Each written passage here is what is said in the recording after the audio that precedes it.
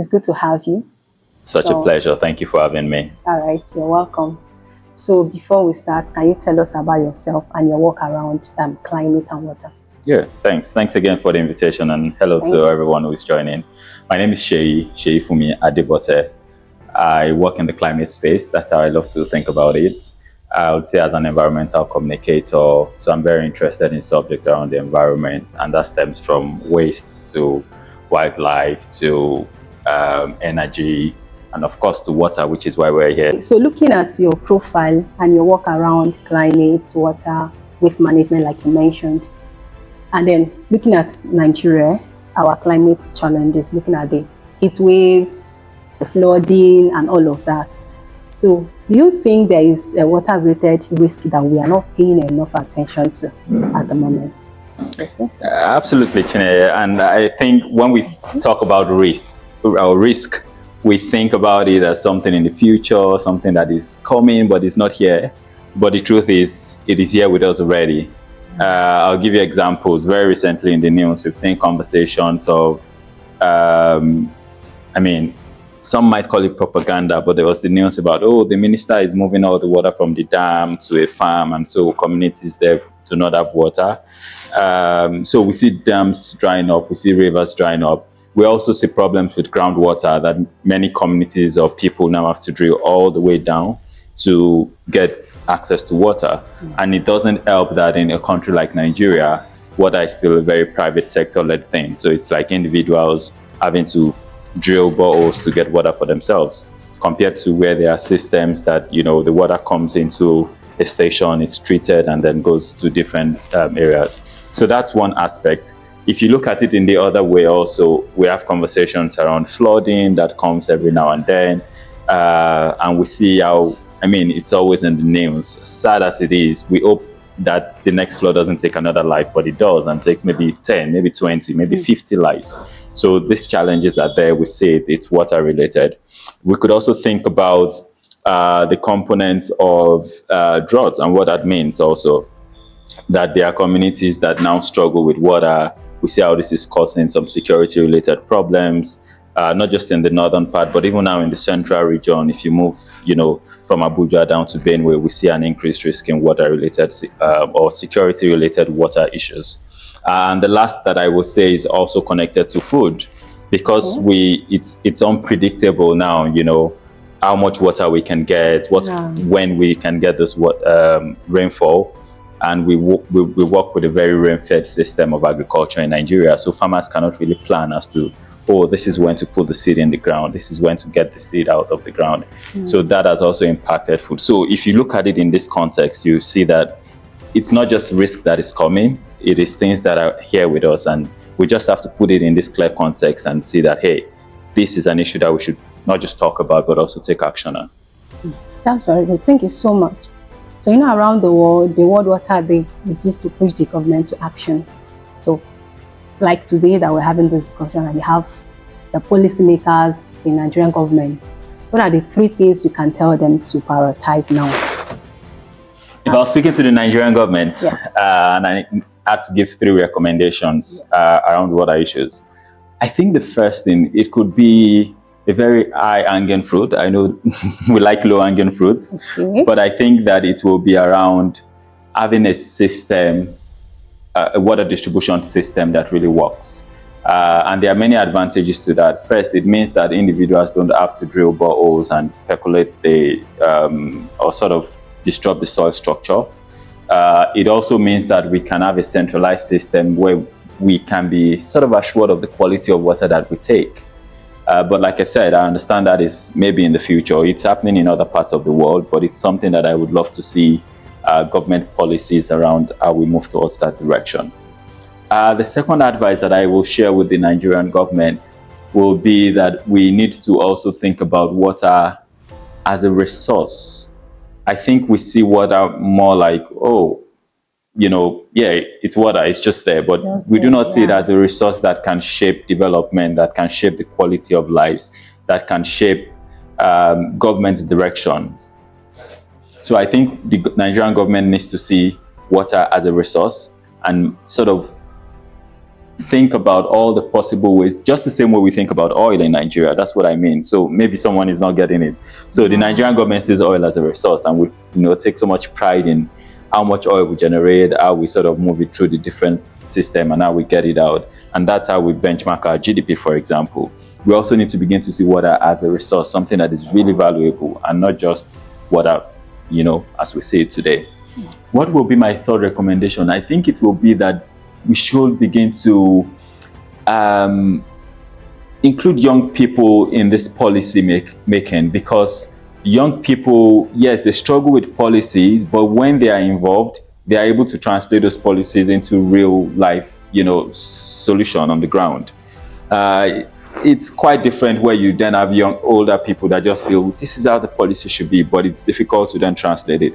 So I think the Nigerian government should also think about a more deliberate inclusion of young people. And by young people, I also would say a gender-sensitive mix, such that we get very different opinions into shaping the policies. But then we also have a few people that can now be deliberate about, hey, we need to make this work and we need to make it practical. Okay. So I love the part that you mentioned gender. So just like the year's theme is water and gender. So I would like to ask, to what extent do you think water issues globally are treated as gender issues? That's such. Are water issues treated as gender issues globally? I would say no, or at least not enough. Okay. And there is a need to be honest. First, if you look at it from the inclusion point of view, like I just mentioned, we need to also think whose voices are not captured when we talk about this subject. And we can say very clearly, the voices of women and girls are not as prominent in this conversation. So we really need to have, that's one reason why I think that we need to be more deliberate about that inclusion. Second, I think about, it seems very unfair because if you think of water, basically it's connected to the woman. Okay. From people, the elites or people living comfortable life, and the woman needs that water to put the house in good shape, mop the floor, clean the dishes, and all that. To rural people in rural communities where women have to trek long distances to get water. To young girls also that need to do all the fetching and all of those very menial jobs to keep the home running. So men can just feel like, oh, I have food on my table, oh, my clothes get washed, but they do not think about the role of women in making all of this happen. So to keep the home running, to keep our life moving as it is, I think we cannot sort of look away from the important roles that women play. Secondly, I also think about the health connection. When you think about water, you know that women, for example, when they are on their period or even just to live a very decent and dignified life, we need water. And this the absence of water in different parts of the world has contributed to many health-related problems that we face. Not just that, it has also reduced our life expectancy. So that means that if we continue to look away from the important voices and perception that women can sort of bring to the table when we talk about how to address water issues, we will continue to just, lose out on the very important views that they bring, but also in the impact that these views translate to. Thank you so much for that. So I also want to ask, like for anyone that is watching us, the civil servant, the youth, anyone that wants to begin to do something different in order to positively affect the environment. So what do you think he or she can begin to do from today? I think there are quite different things that we can do, and it depends on who is watching. For example, I think of having conversations like this could be a start to say, hey, water is an issue that we should talk about, and saying, hey, calling a few people and saying, let's talk about it. It's not just awareness, but also building on the public knowledge of subject like water.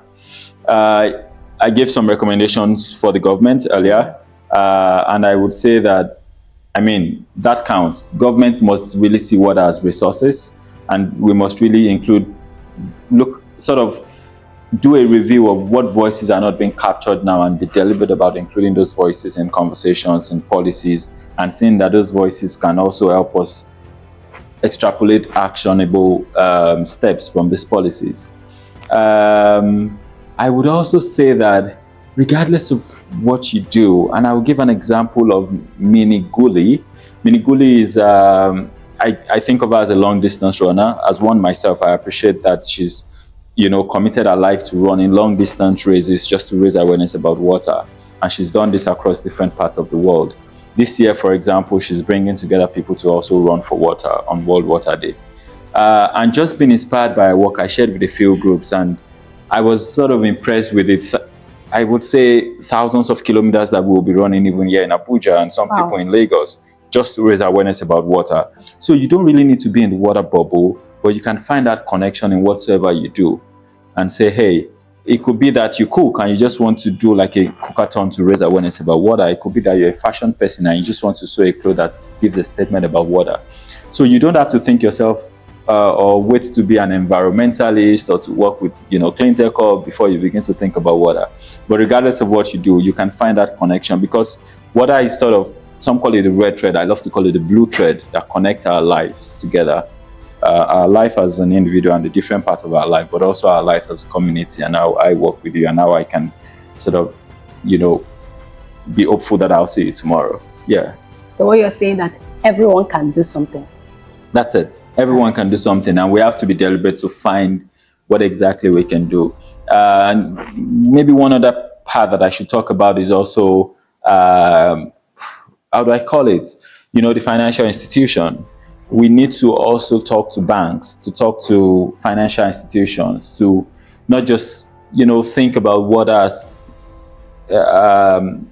something that is not of priority. So it's a challenge. I think I'll just put it very straight. To challenge, the banks out there to raise water on their priority list, to think of water as something that you must invest in, to sort of commit CSR and, funds to projects that promote water issues around the country. So that's one challenge that I think I want to speak to the bank about. Okay, thank you so much. So finally, the last question. So what's your message for every Nigerian for this day, World Water Day 2026? I mean, we are very privileged to be alive, at this time, and to celebrate this year's World Water Day. But I think that my message will be that we reflect on the many lives that have been lost in recent years because of water-related issues, and see that as a challenge for us to stand up and do something. All right, thank you so much.